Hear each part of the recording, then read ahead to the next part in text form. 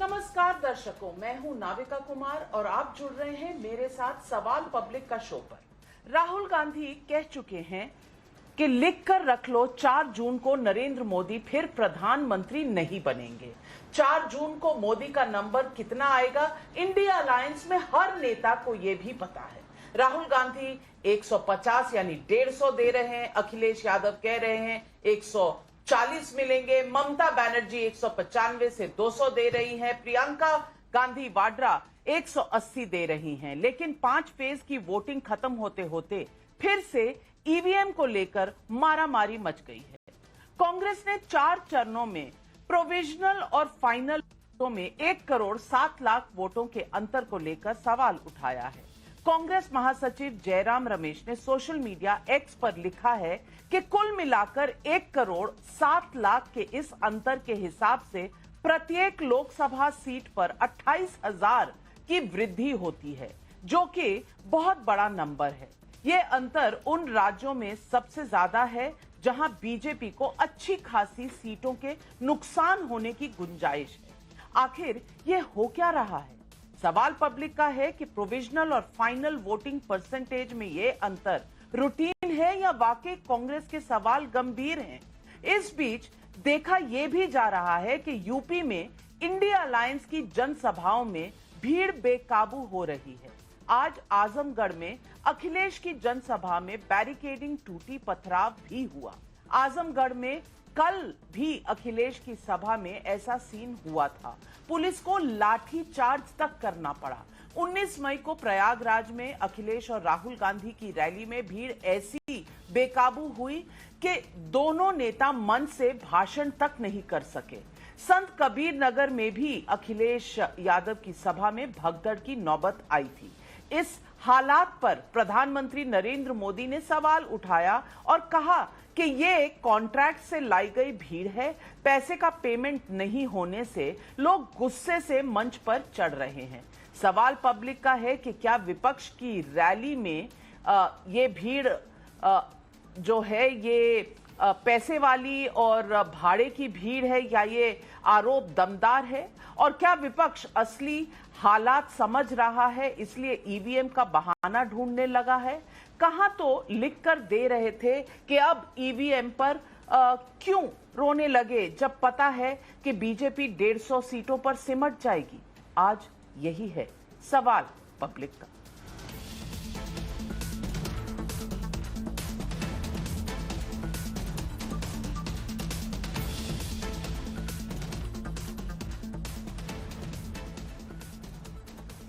ये बात सही है कि फर्स्ट फेज की वोटिंग के 11 दिनों बाद फर्स्ट फेज का फाइनल वोटिंग प्रतिशत घोषित किया गया था।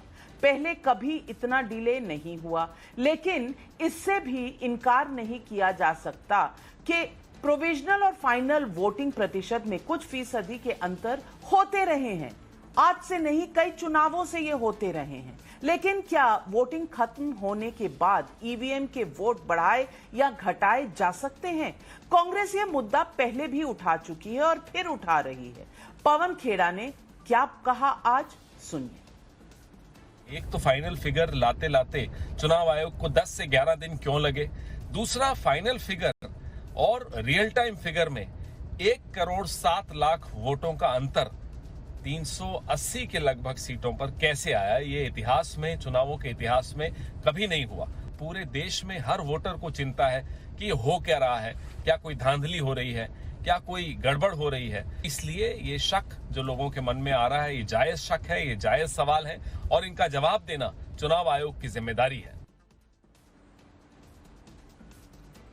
अरे भैया, चुनाव आयोग तो मल्लिकार्जुन खड़गे को जवाब दे चुका है और 3 उसमें एनेक्स्चर जो लगे हैं उसमें ये सारे सवालों के जवाब दिए हैं। और आप यहां ईवीएम से डरे जा रहे हैं। उधर आपके साथी अखिलेश यादव का कॉन्फिडेंस बहुत हाई है। सुनिए बीजेपी को लेकर उनकी भविष्यवाणियां। सुनिए अखिलेश यादव को। पहले चरण से जो बोर्ड पढ़ना शुरू हुआ है, आने वाले समय में जब 4 जून को परिणाम आएगा तो आप देख लेना, जो 400 पार का नारा दे रहे थे, 140 करोड़ की जनता इनको 140 सीटों के लिए भी तरसा देगी।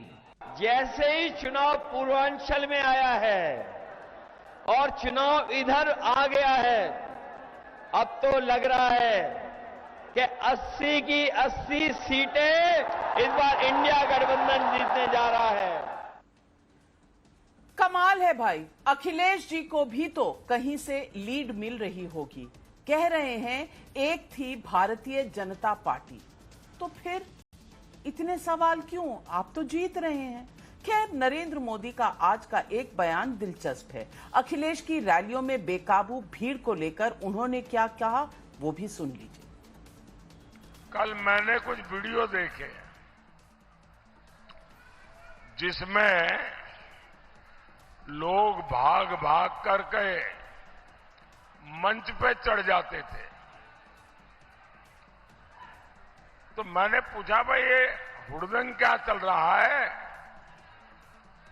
तो उन्होंने बताया कि सपा कांग्रेस वाले रैली में लोगों को लाने के लिए कॉन्ट्रैक्ट देते हैं, प्रति व्यक्ति पैसे देते हैं, लेकिन इन्होंने पेमेंट किया नहीं, इसलिए लोग गुस्से में भाग करके मंच पर पहुंच गए। अब जिस पार्टी का ये हाल हो, वो आपका भला कैसे कर सकते हैं? पीएम के इन आरोपों पर भी अखिलेश का भी जवाब आया है। उन्होंने क्या कहा, वो भी सुन लीजिए। समाजवादी पार्टी की इमेज खराब करने के लिए ये बीजेपी अपने कार्यकर्ताओं को तो नहीं भेज रही यहाँ खराब करने के लिए। मान लीजिए यहाँ 20,000 हमारे लोग हैं, 5 आ जाएं गड़बड़, तब क्या करोगे आप? तो ये बीजेपी वाले हैं और पुलिस बुला रहे हैं अपनी सुरक्षा में और वर्दी उतरवा करके प्राइवेट ड्रेस पहना के अपने टेंटों में बैठा रहे हैं जिससे भीड़ नजर आए, और जहां यहाँ लोग हैं वहां पुलिस सुरक्षा कम है।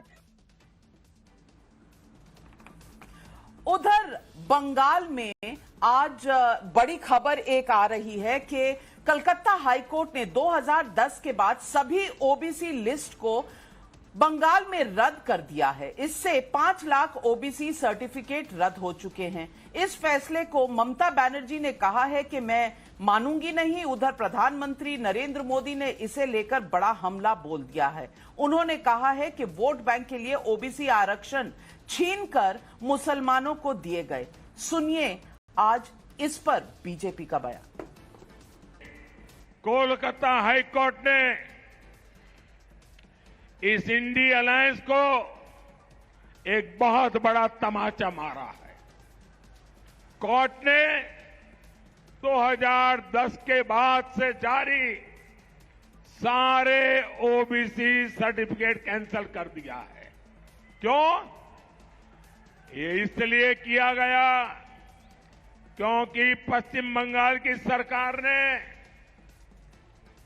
मुसलमानों का वोट बैंक के लिए अनाप शनाप मुसलमानों को ओबीसी बनाने के सर्टिफिकेट दे दिए थे। तो आज सवाल पब्लिक का जो उठ रहा है, क्या फाइनल वोट प्रतिशत बढ़ने को लेकर कांग्रेस झूठ का हंगामा खड़ा कर रही है? क्या यह हार का डर है?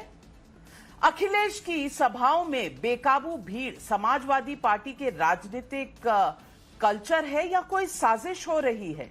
क्या मोदी की सीटों पर विपक्ष के बेहद कम नंबर विपक्ष का माइंड गेम है? यही है आज सवाल पब्लिक का। और इन सवालों के जवाब देने के लिए आज हमारे साथ जुड़ रहे हैं बीजेपी के राष्ट्रीय प्रवक्ता शहजाद पूनावाला, हर्षवर्धन त्रिपाठी वरिष्ठ पत्रकार, तहसीन पूनावाला राजनीतिक विशेषज्ञ कांग्रेस पार्टी के सपोर्टर है, मनोज यादव जी राष्ट्रीय प्रवक्ता हैं समाजवादी पार्टी के और बहुत दिनों बाद चुनाव से लड़कर सब जगह का दौरा कर आज हमारे शो पर दोबारा लौटे हैं। आपका बहुत बहुत वेलकम करती हूं। आज स्क्रीन पर आप दिख रहे हैं। हमारे साथ सबा नकवी जी भी जुड़ रही हैं, वरिष्ठ पत्रकार है। तौसीफ अहमद कुछ ही समय में हमारे साथ जुड़ेंगे, राजनीतिक विशेषज्ञ, तृणमूल कांग्रेस को सपोर्ट करते हैं। मेरा पहला सवाल जाता है मनोज यादव जी को। मनोज यादव जी, जब जीत ही रहे हैं तो ईवीएम को क्यों कोस रहे हैं? ये कांग्रेस पार्टी आपके साथ उतना कॉन्फिडेंस क्यों नहीं रख पा रही जितना अखिलेश जी को है? अखिलेश जी जो कह रहे हैं एक थी बीजेपी, ये भारतीय जनता पार्टी का आगे से डेफिनेशन हो जाएगा, तो ये कांग्रेस पार्टी इतनी डरी क्यों हुई है? रोज ईवीएम का एक नया बहाना क्यों खड़ा कर देती है? क्योंकि मल्लिकार्जुन खड़गे ने जो सवाल पूछे थे इलेक्शन कमीशन से, चीफ इलेक्शन कमिश्नर ने उनको जवाब दिया है, 3 एनेक्स्चर लगाए, उसमें सारे सवालों के जवाब है। फिर वही सवाल, हर चुनाव के 4 दिन पहले सुप्रीम कोर्ट जाना, भाई ईवीएम हटा दो, 100% वीवीपैट कर दो। 2019 में भी यही माइंड गेम था, अब भी यही माइंड गेम है। ऐसा क्यों है यादव जी? नाविका जी, आपको नमस्कार, आपके पैनल में बैठे सभी साथियों को नमस्कार। लगभग 2.5 महीने के बाद पूरा जमीनी दौरा करने के बाद जहाँ जहाँ भी मौका मिला वहाँ जा काम करके आज मैं आपके सामने रूबरू हूँ और ये बड़ी हर्ष की बात है और मुझे भी बड़ी खुशी हुई। लेकिन जो जनता में मैं देख के आया हूँ उस पे ये 28,000 वोट का कोई असर नहीं पड़ेगा, क्योंकि बीजेपी हर सीट पे लाखों वोट से हारने जा रही है। अगर बेईमानी भी की होगी, मैं मान लेता हूँ की होगी, तो निश्चित तौर पे वो बेईमानी भी काम नहीं आएगी, क्योंकि जब कहते हैं ना कि जब हम स्लिप करते हैं तो हमें पकड़ने के लिए कोई एक पेड़ का ठूंठ भी नहीं मिलता जिससे हम अपने आप को रोक सकें।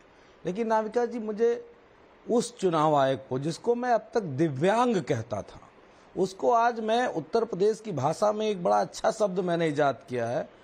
जिस तरीके से नरेंद्र मोदी जी ने, अमित शाह जी ने इस देश की सबसे विश्वसनीय संस्थाओं को लुल्ल बना दिया है, ये नया शब्द है, लुल्ल बना दिया है, कि वो आंकड़े प्रस्तुत करने में 10 दिन लगा रही हैं। तो इसका मतलब या तो कोई ओपीएम जैसा नशा करवाते हैं, या तो उन पे कोई कनपट्टी पे गन रख देते हैं कि जैसा हम कहेंगे वैसा आप करना। तो ये देश में अविश्वसनीयता जो बढ़ रही है, इस पे निश्चित तौर पे नरेंद्र मोदी को, चुनाव आयोग को और जितने भी लोग हैं सबको जवाब देना पड़ेगा। लेकिन एक बात और भी मैं आपको बता दूं जो आपके दर्शक सुनना चाहते हैं, अगर किसी तरीके की चुनाव आयोग ने हेरा फेरी की या कोई इस तरह का काम किया तो जनता बैठी है क्रांति करने के मूड में। क्योंकि मैं जनता में जो खुशबू सूंघ के आया हूं वो परिवर्तन की है, बदलाव करने की है। और अगर जनता बदलाव करना चाहती है तो कोई इलेक्शन कमीशन, कोई प्रधानमंत्री, कोई गृह मंत्री, उसकी कोई ताकत नहीं है, क्योंकि इस पूरी दुनिया में भारत की ताकत भारत की जनता है। तो इसलिए हम तो एक ही बात कहेंगे, नरेंद्र मोदी जी कोई अनावश्यक बात मत करिए। आप चुनाव लड़ रहे हैं, अपने काम पे वोट मांगिए। लेकिन दुर्भाग्यपूर्ण तो ये है नाविका जी, देश के प्रधानमंत्री जिन बहनों को 3 तलाक पे निजात दिलाई थी, उनके भाइयों के अगर कहीं गलती से भी सर्टिफिकेट आरक्षण के बन रहे हैं तो मोदी जी को बड़ा दर्द है। तो क्या नरेंद्र मोदी जी को सिर्फ बहनों से प्यार है, भाइयों से नहीं प्यार है? खैर, जितना भी इस देश के इतिहास में लिखा जाएगा और जब जब ईवीएम का जिक्र चलिए, किन भाइयों से प्यार है, किन बहनों से, इस चर्चा पर लौट कर आती हूं। लेकिन मनोज यादव जी, संवैधानिक संस्थाओं के लिए जो आपके शब्द हैं, मुझे लगता है इन शब्दों पर पुनर्विचार करना चाहिए। और मैं ये भी पूछूंगी, ये वोटर टर्नआउट का ऐप आपके पास है या नहीं? अगर आपके पास ये वोटर टर्नआउट का ऐप है तो इसमें आपको रियल टाइम में सारे अपडेट होने वाली चीजें दिख जाएंगी। लेकिन आपको पढ़ने लिखने से तो मतलब है नहीं, नंबर देखने से मतलब है नहीं, आपको सिर्फ लोगों के मन में कहीं ना कहीं डाउट पैदा करना है। और आप कह रहे हैं फिर जब चुनाव हो जाएंगे, अगर हम हारेंगे तो जनता जो है जो करना चाहेगी करेगी, कोई संस्था फिर कोई मायने नहीं रखती। बल्कि मैं तो कहूंगी कि आप ऑलमोस्ट ये कह रहे हैं कि देश में अराजकता फैले और आप इसकी तरफ प्रोत्साहन कर रहे हैं, जो बहुत डेंजरस गेम है। लेकिन शहजाद पूनावाला, नाविका जी, मैं एक बात क्लियर कर दूं, सुन लीजिए, आज मैं अपनी बात पूरी कर दूं। ये 2019 के चुनाव, मैं आऊंगी मनोज जी आपके पास। लेकिन शहजाद पूनावाला, 2019 के चुनाव से पहले 4 दिन पहले ईवीएम का, वीवीपैट का रोना था। इस चुनाव में फिर से तब भी सुप्रीम कोर्ट का वर्डिक्ट आया था, अब भी सुप्रीम कोर्ट का वर्डिक्ट आया है। इलेक्टोरल रोल्स की भी चर्चा होती है, उसमें भी सुप्रीम कोर्ट जाते हैं, सुप्रीम कोर्ट वापस भेज देता है, लेकिन फिर भी ये मुद्दा उठाना है। मैं पूछना चाहती हूं, क्या ये आदत हो चुकी है या ये अब हार का डर सता रहा है, इसलिए वापस ईवीएम का बहाना उजागर हो रहा है? देखिए नाविका जी, पहले 2 फेज के बाद ये लोग पस्त हुए, दूसरे 2 फेज के बाद ये लोग ध्वस्त हुए और अब इनका सूर्यास्त हो चुका है 5वें फेज के बाद। तो जनता ने जिसको लुल बना दिया है 14 में, 17 में, 19 में, 22 में, 23 में, उनका मानसिक संतुलन इस प्रकार से हो जहां पर कि वो संवैधानिक संस्थाओं पर इस प्रकार का कुठाराघात करे, ये कोई अस्वाभाविक बात नहीं है। ये एक्सपेक्टेड लाइंस पर कर रहे हैं, क्योंकि ईवीएम तो बहाना है, अपने परिवार को हार से तो बचाना है ना। नाविका जी, इनसे पूछिए, क्योंकि तो आपने बताया कि वोटर ऐप में तो आता ही है। 2019 में भी 7, 8, 9% का डिफरेंस था, 2014 में भी उस समय पर कंप्लेंट नहीं किया था। आज कंप्लेंट कर रहे जब 2 या 3% का डिफरेंस है। फॉर्म 17C सबके पास होता है और ये फॉर्म 17C केवल एक सीट का नहीं, ये तो पोलिंग बूथ तक का होता है, जिसका मतलब कि एक एक वोट को गिना जाता है और कैंडिडेट के पास पूरी टैली होती है और अगर टैली में एक भी गड़बड़ है तो कैंडिडेट इस पे कंप्लेंट डालकर वहां पर ही रोका जा सकता है। परंतु मैं आपको बताता हूं असली मुद्दा क्या है। असली मुद्दा है कि आपको ध्यान डाइवर्ट करना है, और वो किससे? आज पश्चिम बंगाल के हाईकोर्ट ने एक बहुत महत्वपूर्ण निर्णय सुनाया है। ये संविधान बचाओ का ये नाटक और ढोंग रचते ना, पैरा 332 में लिखा है कि जिस प्रकार से मुस्लिम आधार पर आरक्षण दी गई ममता जी की सरकार के द्वारा, ये पूर्ण तरीके से संविधान और कॉन्स्टिट्यूशन और डेमोक्रेसी के खिलाफ है और केवल धर्म को आधार बनाकर ओबीसी कोटे से दिया गया। और आज 5 लाख ओबीसी सर्टिफिकेट इस चक्कर में कैंसिल हुए। मेरे ओबीसी भाइयों बहनों का इतना बड़ा नुकसान, मतलब कि वाई का नुकसान एम के चलते हो चुका है, ये एमवाई की पार्टी के बाद। और ये कोई पहली बार नहीं है, ये बार बार कर्नाटका, आंध्रा, केंद्र में बाकी जगह पर भी मुस्लिमों को आरक्षण देने के चक्कर में संविधान का शरीर नष्ट करना और ओबीसी एससी एसटी के कोटे से देने की बात। और आज तो राहुल गांधी का वीडियो सामने आ गया है। उन्होंने कहा कि इंदिरा जी की सरकार हो, मनमोहन जी की, राजीव जी की सरकार हो, हमने हमेशा ऐसा सिस्टम बनाया जो तथाकथित पिछड़े वर्गों के खिलाफ काम करता था।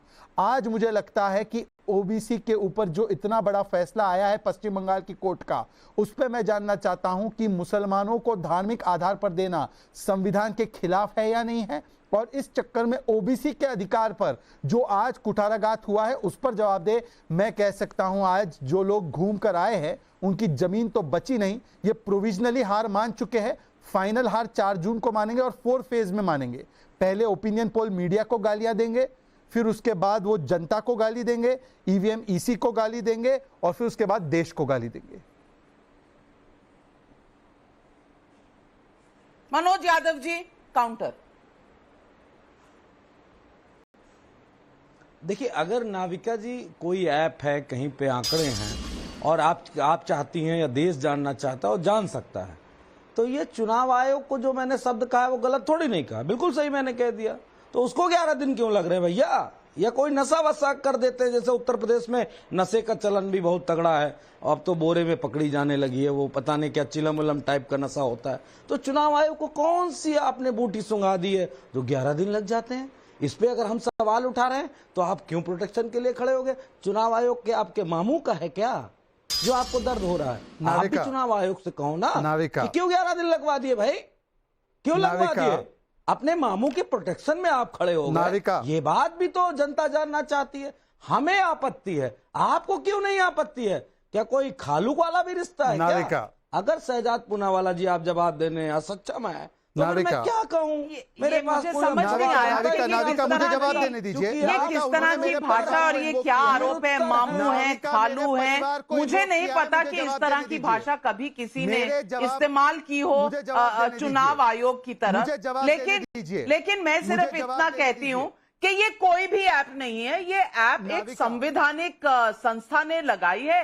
आपको मोदी पर विश्वास नहीं है, आपको संस्थाओं पर विश्वास नहीं है, आपको ईवीएम पर विश्वास नहीं है, आपको तो किसी चीज पर विश्वास नहीं है, तो किसी चीज पर विश्वास नहीं होगा तो सिस्टम चलेगा कैसे, ये मैं नहीं जानती।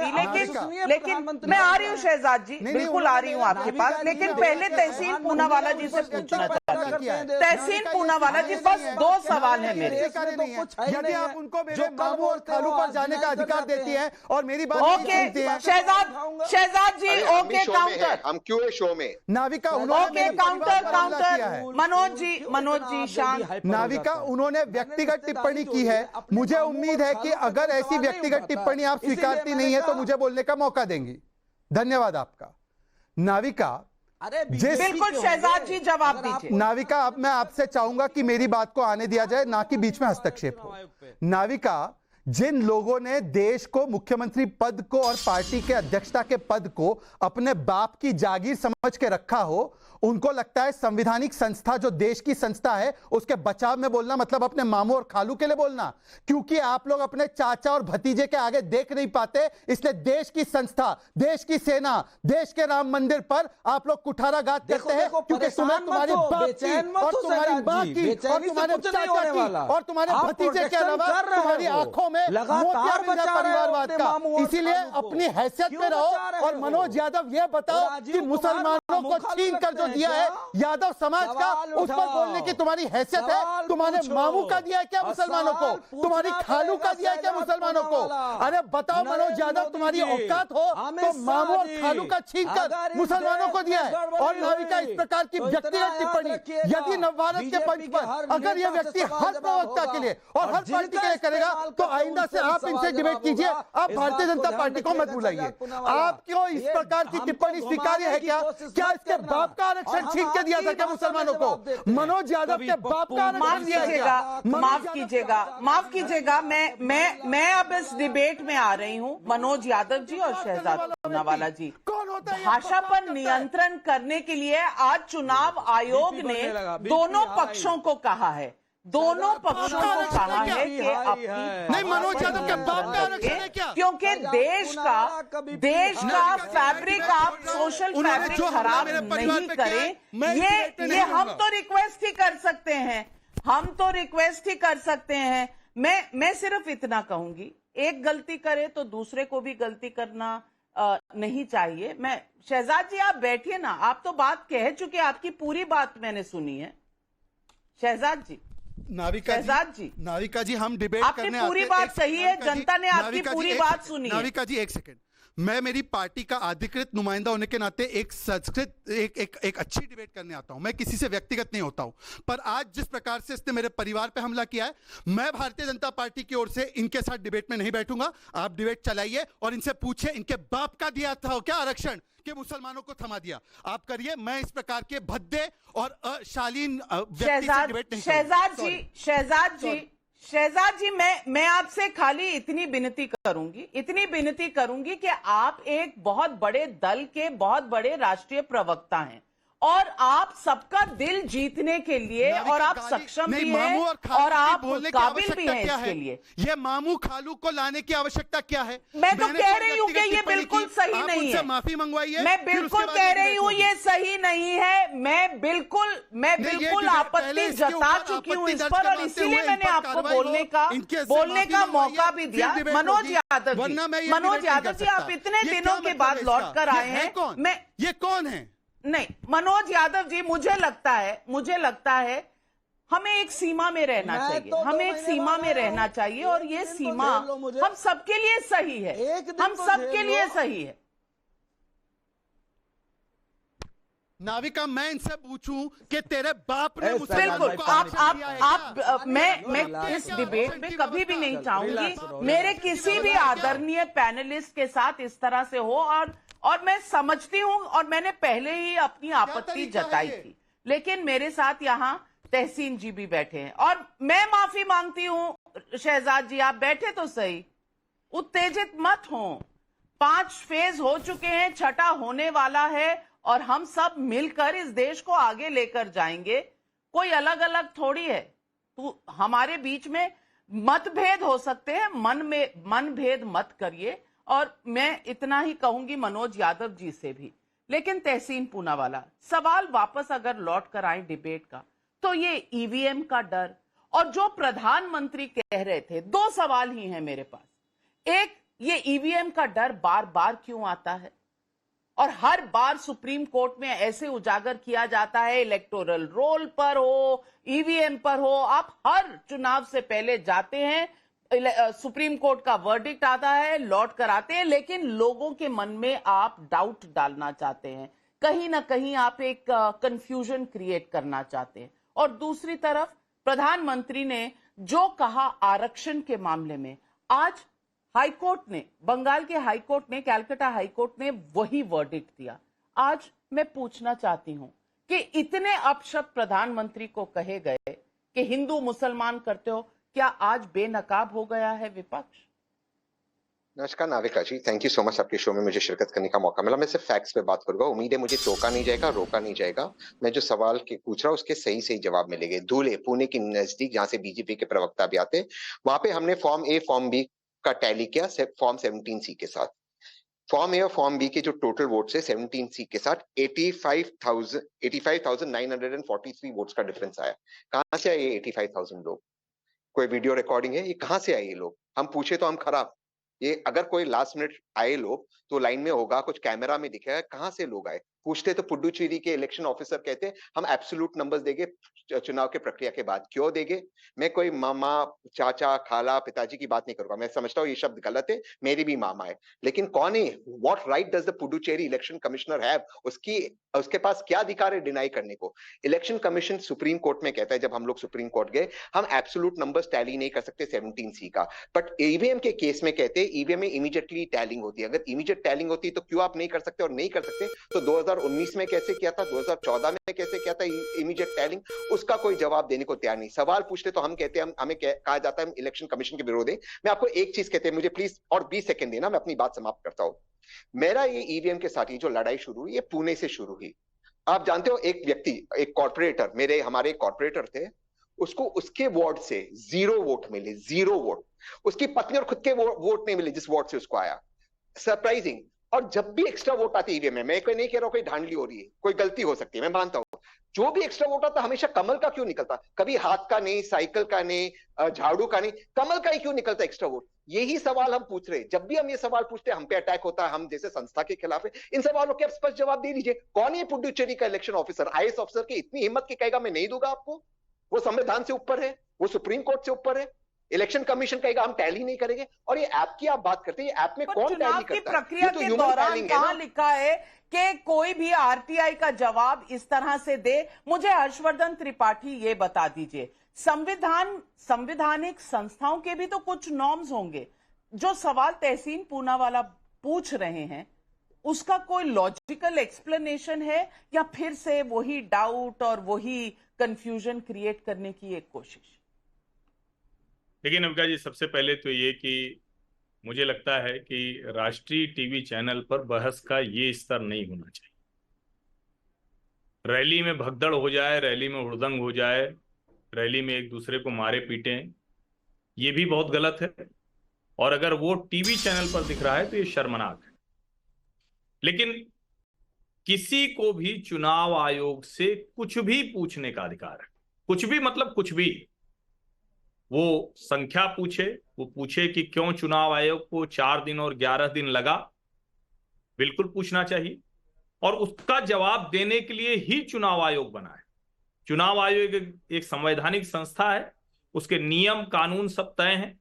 और जितने उदाहरण तहसीन पूनावाला जी ने दिए, मैं तो कहता हूं कि जो अभी तक का नियम है ये सबको पता है, जिसको नहीं पता हो जानना चाहिए। जब ईवीएम के बाद वीवीपैट लगा तो रैंडम कोई भी, जिसको कहते हैं ना कि 5 जो वहां ईवीएम मशीनें लगी होती हैं उसकी जांच हो सकती है।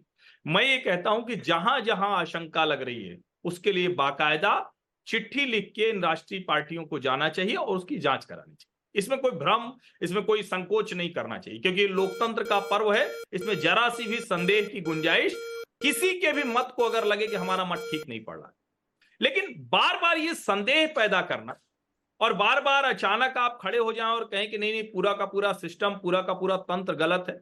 और मैं भी ये मानता हूं कि भारत के लोकतंत्र में कोई भी कितनी भी मजबूत सरकार, कितना भी मजबूत व्यक्ति हो, वो लोकतंत्र का अपहरण अब नहीं कर सकता। वो समय चला गया जब बैलेट बॉक्स लूट लिए जाते थे, जब लठ वाले लोग रहते थे। अभी भी लोग लठ चलाने की कोशिश करते हैं, समय बदल गया। अब सीआरपीएफ के जवान होते हैं तो गुंडे भाग जाते हैं, नहीं तो पहले तो गुंडे बैठ जाते थे लाठी लेके, बंदूक लेके और लूट लेते थे, बैलेट बॉक्स फेंक दिए जाते थे। अब वो सब नहीं होता। डीएम रिटर्निंग ऑफिसर अंतिम में सबकी गिनती कराता है। जिस बूथ पर होते हैं वहां के जो बीएलओ होता है, उसके साथ जो रिटर्निंग ऑफिसर, और सभी पार्टियों के जितनी अधिकृत पार्टियां हैं उनके जनप्रतिनिधि भी होते हैं। उनके साइन के बाद ही वो ईवीएम मशीनें वहां रखी जाती।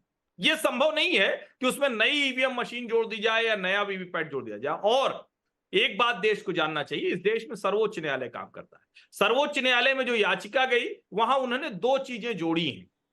एक तो ये कि जिस सिंबल लोडिंग यूनिट होती है, यानी जिससे अलग अलग पार्टियों के चुनाव चिन्ह डाले जाते हैं, उसको वो सुरक्षित रखेंगे। यानी कल को कोई कहे कि नहीं भाई कुछ गड़बड़ कर दी गई थी, ऐसे सिंबल लोड किया गया कि आप साइकिल पर भी दबाएं, हाथ पर भी दबाएं तो कमल पर जाएगा, या कोई भी कहे वाइस वर्सा कुछ भी कहे, उसकी जांच हो सके, ये सर्वोच्च न्यायालय ने किया। नंबर एक, ये देश को जानना चाहिए। दूसरा एक जो जरूरी काम किया है, जिसको जरूर जानना चाहिए, अगर जो दूसरे और तीसरे नंबर के प्रत्याशी हैं उनको लगता है कि किसी भी जगह पर जो प्रत्याशी जीत रहा है वो गलत तरीके से जीता, उसके पक्ष में कुछ मत गया है, तो वो बाकायदा चुनाव आयोग में जाकर कह सकता है। नए सिरे से वोटिंग तक का प्रावधान होगा अगर हुआ तो। लेकिन उसमें एक और चीज है, ऐसे ही कोई भी आकर नहीं कह सकता कि आप निर्दलीय कोई प्रत्याशी खड़ा करा दें, उससे एक पर्ची डलवा दें, और अगर वो गलत निकला तो आपको उसका खर्च देना होगा। यानी जो उस व्यवस्था में जो खर्च हुआ होगा वो देना होगा। अब ये क्लैरिटी होने के बाद भी अगर कोई चुनाव आयोग पर कहे,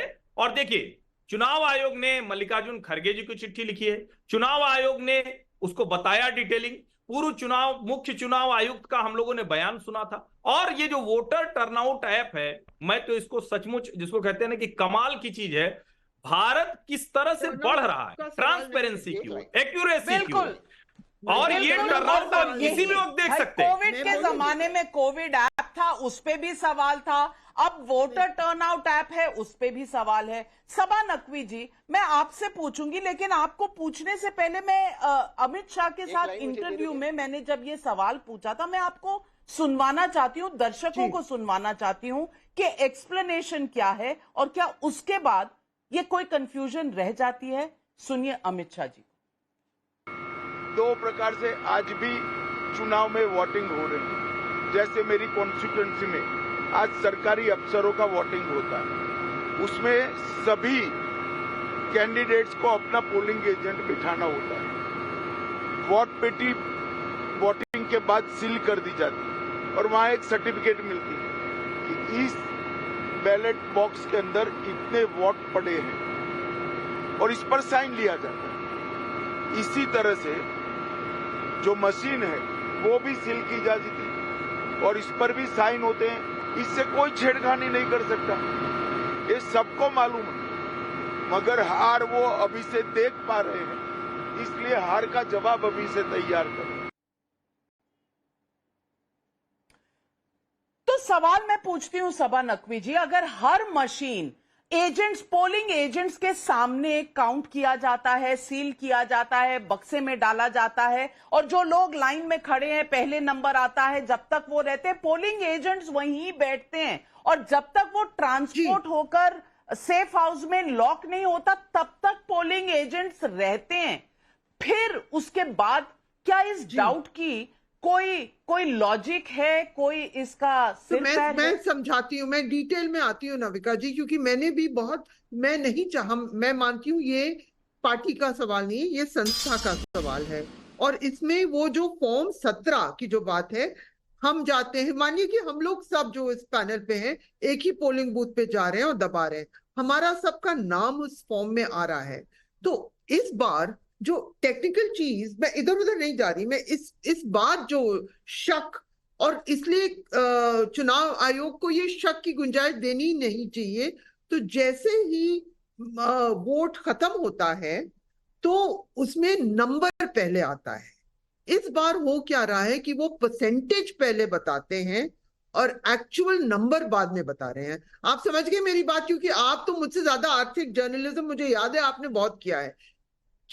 मुझे ये समझाया गया है टेक्निकल लोगों क्यों मैंने पूछा कि आप मुझे समझाइए, क्योंकि हम लोग लाइटली ऐसी चीजें नहीं कह सकते। इस पे सवाल उठे कि वो काउंट तो इंस्टेंट होता है, काउंट तो ऑटोमेटिकली आ रहा है, तो वो नहीं आ रहा। लेकिन इलेक्शन कमीशन ने कुछ फेजेस में परसेंटेज पहले किया। दूसरी बात, आपने इलेक्टोरल रोल्स पर उठाया सवाल नविका, क्योंकि मैंने खुद देखा है कि कुछ लोग इलेक्टोरल रोल से उनके नाम गायब, और ये कहना कि वो वीडियो फुटेज और हम लोग सबके रिपोर्टिंग का ये हुआ नहीं है, और हिंदुस्तान में ये कहना कि आज सिर्फ मुसलमानों के साथ हो रहा है, क्योंकि ये भी गलत होगा, क्योंकि ऐतिहासिक तरीके से जो मजबूत लोग थे वो गरीबों को वोट नहीं देने देते थे। ये भी सच है। हम सब ने लठायत देखे हैं, जो दलितों के गांव जा रहे हैं नहीं वोट देने दे रहे हैं, आदिवासी को नहीं दे रहे। ये कमजोर तबकों के साथ हुआ है। इस बार आप जानती हैं किसने सबसे पहले इलेक्टोरल रोल्स का कंप्लेंट किया? आपको पता होगा, तमिलनाडु से अन्नामलाई ने कहा कि उनके 1 लाख वोटर गायब हो गए हैं। इससे पहले कि यूपी के संभल से ऐसी खबरें आए, उन्होंने कह दिया, क्योंकि वो पहले था चुनाव, कि उनके इलेक्टोरल रोल्स से नाम गायब है। अब इलेक्टोरल रोल्स पर हम लोग बहुत ही सीरियस बात कर सकते हैं, और मैं समझा भी सकती हूँ, क्योंकि मैंने डिटेल में देखा है रोल कैसे बनते हैं, इसमें कमजोरी क्या है। ये पूरा डिबेट, मैं किसी पार्टी पर निशाना, ये पूरा डिबेट, ये संस्था को, मुल्क के लिए बिल्कुल हेल्दी बनाने के लिए मैं अपनी आवाज उठाती हूँ। और इसके लिए मुझे ये समझ नहीं आ रहा, जब गिनती पहले आ रही है तो चुनाव आयोग गिनती बता दे, परसेंटेज बाद में बताए। जी ओके, शहजाद पूनावाला जवाब देना चाहते हैं। शहजाद जी, तौसीफ भाई आ रही हूं आपके पास। देखिए, सबसे पहले तो सबा जी को पता होगा कि इलेक्टोरल रोल में नाम न होना और जो वोट पड़े हैं उसकी संख्या को गड़बड़ बताना, ये दोनों अलग विषय है। तो मुझे लगता है दोनों चीजों को कन्फ्लेट ना किया जाए। दूसरी बात, सबा जी, मैं तो आपसे उम्र में भी अनुभव में भी बहुत कम हूं, मैं आपसे पूछना चाहता हूं, फॉर्म 17C हर कैंडिडेट के पोलिंग एजेंट के पास हर बूथ का अवेलेबल होता है। जब पोलिंग क्लोज होता है तब दोनों पोलिंग एजेंट्स उसको साइन करते हैं सारे इलेक्शन प्रिसाइडिंग ऑफिसर के साथ। मतलब उनको तो एब्सोल्यूट नंबर्स हर बूथ में कितना पड़ा है वो तो इलेक्शन कमीशन से पहले पता चल जाता है। यही तो ट्रांसपेरेंसी है। और जब वोटिंग के दिन पे, काउंटिंग के दिन पे वो खुलता है तब वो टैली कर सकते हैं कि इतने बूथ में इतने ही वोट है। तो मुझे बता दीजिए कि जब ये हर बूथ के लेवल पे हर कैंडिडेट के पास है तो बढ़ाएंगे 28,000 वोट प्रति सीट पे कहां से? आप कल्पना कीजिए लॉजिकली। और आखिरी बात, केवल आखिरी बात, मैं ये कह रहा हूं सबा जी कि क्या ये सिस्टम जो आज ये लोग लागू कर रहे हैं, क्या ये सिस्टम आज से पहले नहीं था? क्या इसी प्रकार से जो फॉर्म 17C देने का, फॉर्म 17C का डेटा इससे पहले कब ऑनलाइन था वो मुझे बता दीजिए। मैं जवाब देती हूँ शहजाद, क्योंकि ये बहुत सीरियस मुद्दा है। बिल्कुल, आज एक ऐप है जिसपे आप देख सकते हैं। पहले इतनी ट्रांसपेरेंसी नहीं थी, ये टेक्निकल डेवलपमेंट से हुआ है। एंड्रॉइड हो, एप्पल फोन हो, किसी फोन पर आप कर सकते हैं। लेकिन जनता का सवाल है। सबा जी 1 मिनट रोकूंगी क्योंकि जनता बहुत से सवाल पूछ रही है। अतुल कुमार सोनी का बिलासपुर छत्तीसगढ़ से सवाल है, विपक्ष ये बताए कि अगर उनके हिसाब से ईवीएम खराब है तो वो क्यों दावा कर रहे हैं कि 4 जून को उनकी सरकार बनने जा रही है? क्या विपक्ष अपने ही दावों में अभी तक उलझा हुआ है? पहला सवाल तो ये है। नरेश चौहान का अलवर से सवाल है, क्या ये सच नहीं कि भाड़े की भीड़ कमोबेश सभी पार्टियां बुलाती हैं? सुधीर सिंह का कानपुर से सवाल है, सबसे अधिक चुनाव हारने का रिकॉर्ड राहुल गांधी के नाम है। अगर कांग्रेस अब ईवीएम और इलेक्शन कमीशन पर इल्जाम लगाने लगे तो क्या ये नहीं समझे कि हार का डर है? और स्वतंत्र गोयल का कानपुर से ही सवाल है, 2014-2019 के चुनाव में भी राहुल की रैली में जबरदस्त भीड़ जुटती थी, लेकिन फिर वो वोट कहां चले गए? और एक सवाल राहुल सैनी का कन्नौज से है, इंडिया अलायंस वालों को क्या हार का डर सता रहा है जो रोज रोज बहाना कर रहे हैं? पहले मनोज यादव जी आप जवाब दें, फिर तहसीन। देखिए, मेरे पास एक ये पिक्चर है मोबाइल में और भी चुनाव आयोग का है। इसमें नाविका जी ये बताया गया है, गोंडा लोकसभा क्षेत्र का मामला है कि 5 बजे तक लगभग अनुमानित जो आंकड़े आए हैं वो लगभग 50.21% के करीब आए हैं। 5 बजे तक का डेटा इस पे। मैं ये जानना चाहता हूं कि अगर 5 बजे तक का डेटा चुनाव वाले दिन शो किया जा सकता है कि 50 पॉइंट समथिंग वोट पड़ा, तो 2 दिन बाद तो आंकड़े सारे आ जाने चाहिए। मान लो डीएम महोदया बिजी होंगी, एसपी बिजी होगा, प्रशासन बिजी होगा, मत पत्रों को, सारे ईवीएम मशीनों को जमा कराने में सब व्यस्त होंगे।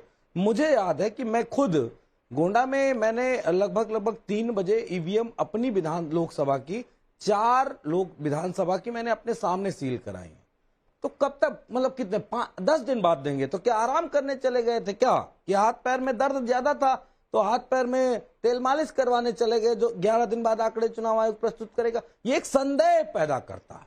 और ये चुनाव आयोग की जिम्मेदारी है, सरकार की जिम्मेदारी है, संस्थाओं की जिम्मेदारी। पर आपका जो संदेह है वो जाने का नाम ही नहीं लेता, और आप पर किसी का संदेह हो उसका आप जवाब नहीं देते। तो आज तौसीफ भाई आपसे पूछना चाहूंगी, आज ममता बनर्जी के खिलाफ इतना बड़ा वर्डिक्ट आया है कैलकाटा हाईकोर्ट से, और वो कहती है मैं नहीं मानती।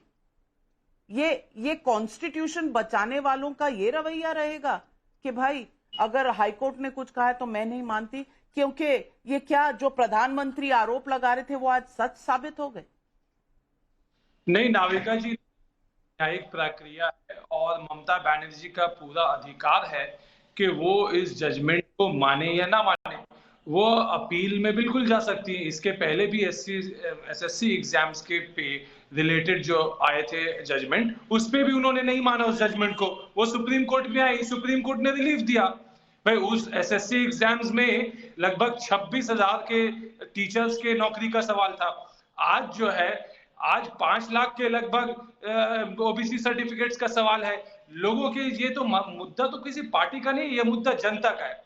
5 लाख ओबीसी सर्टिफिकेट आज जिनके पास में है वो तो जनता का मुद्दा ही उठा रहे थे प्रधानमंत्री मोदी, लेकिन प्रधानमंत्री उठाए तो गलत, विपक्ष उठाए तो सही। ईवीएम में दिक्कत, इलेक्शन कमीशन जो संवैधानिक संस्था है उस पर विश्वास नहीं। कैलकाटा हाईकोर्ट कुछ कहे, संवैधानिक संस्था है, जुडिशियरी है, उस पर विश्वास नहीं। अगर वो इलेक्टोरल बॉन्ड पे कह दे कि बीजेपी गलत है तो विश्वास है, तालियां बजेंगी। अगर इनके खिलाफ वर्डिक्ट आ जाए तो विश्वास नहीं। क्या इस तरह की राजनीति इस देश में लोकतंत्र को और स्ट्रॉन्ग करेगी, या सवालिया निशान देश के अंदर से इस देश को कमजोर बनाएगा? ये जनता को सोचने की जरूरत है, क्योंकि ये सवाल है पब्लिक का। पब्लिक को क्या सही लगता है और कौन सही कौन गलत, क्या फैसला करेगी पब्लिक? शायद आज सभी ये चाहते हैं कि 4 जून का इंतजार हो और पब्लिक अपनी जजमेंट देगी। क्या कहेगी पब्लिक, सबको सर आंखों पर रखना पड़ेगा। आज बस इतना ही। तमाम पैनलिस्ट को मैं धन्यवाद करती हूं और लेती हूं आपसे इजाजत।